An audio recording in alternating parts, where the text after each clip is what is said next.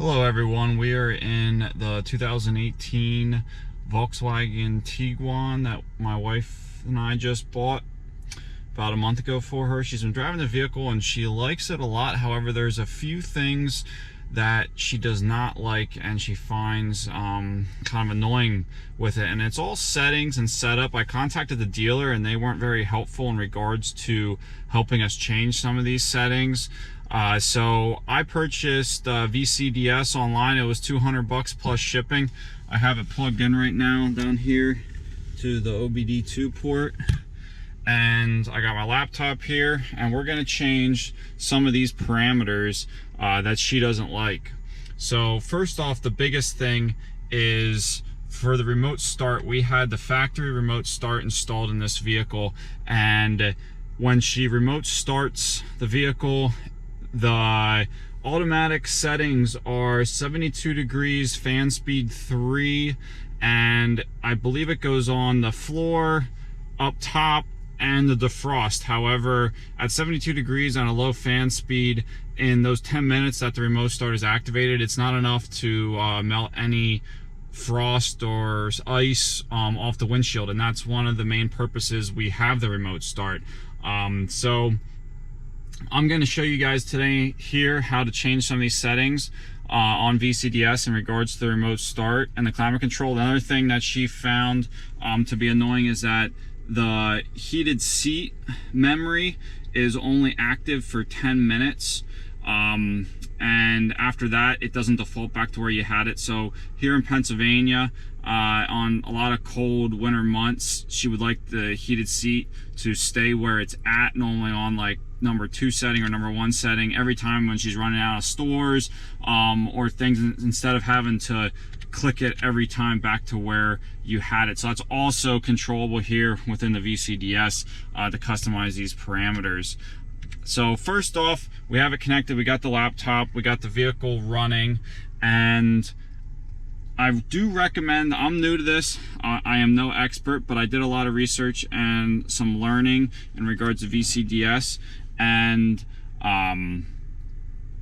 I suggest there's a couple good YouTube videos in regards to saving your current settings so that you can always revert back to them if you were to mess anything up in regards to the adaptations and things like that. There's a lot of good videos in regards to that. I won't walk it all through because it takes like 20 minutes to save each one. Just as a side note, make sure you're watching those videos far enough that you have to download the raw hex file to revert back to those adaptations. So in regards to adaptations, we'll go over here and select control modules, and then here's our different options. And now we're going to select auto HVAC, let these fields populate,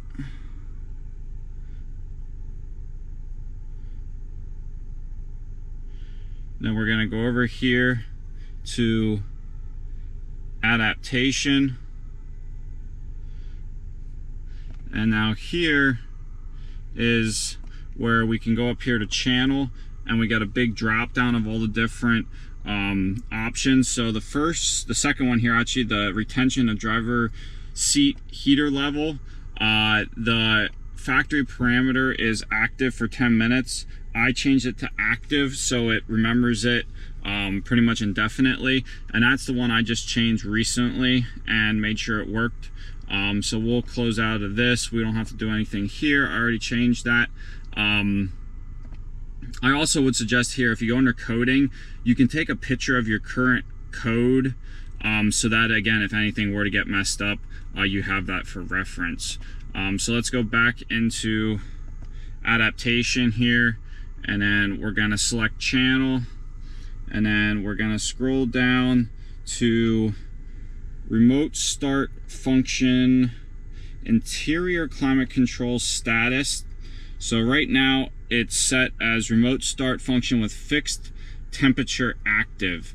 we're gonna hit the drop down and we're gonna select it with last set value active. This will set the prior parameter back when you remote start on it. So my wife will just set it to high heat, high defrost before she shuts down the vehicle, and then that will come back to that same parameter when she remote starts the next day, which will then defrost the windshield. So we have that set. Now all we have to do is hit do it, hit yes. Now this error message was coming up for me. I contacted VCDS and did a little bit of research, and they said in these cases most of the times you want to hit yes for this error message. It's because of, if I close out of this here, down here the workshop code, the importer number or the equipment number, there's zeros in there, and the control module doesn't like to see zeros. It's all like supposed to be 1s, 2s, 3s, 4, 5, 6, 7, 8, 9. So if we hit, get back to that, if we hit yes, VCDS is smart enough to put in default values that will work for us. So here we're going to hit yes. Now we're going to hit OK. Now that is that stored value, last set value active. So now she'll be able to have the defrost actually work when she remote starts this car. It's a big common problem. I've read a lot of forums, other people complaining about it, and that's why I made this video, to help other people resolve this issue. You know, everyone doesn't have a garage to put it in. So thanks for watching. Hope it was helpful. Feel free to comment if you have any other questions. I'll do my best to answer them for you, and have a good one. All right, I just wanted to show you guys it working properly. So I remote started the car. We'll walk over here right now and see what the climate control's doing.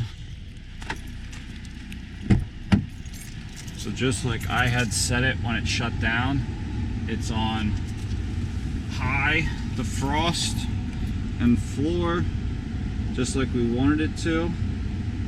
So this was successful. Hope this helps you guys out.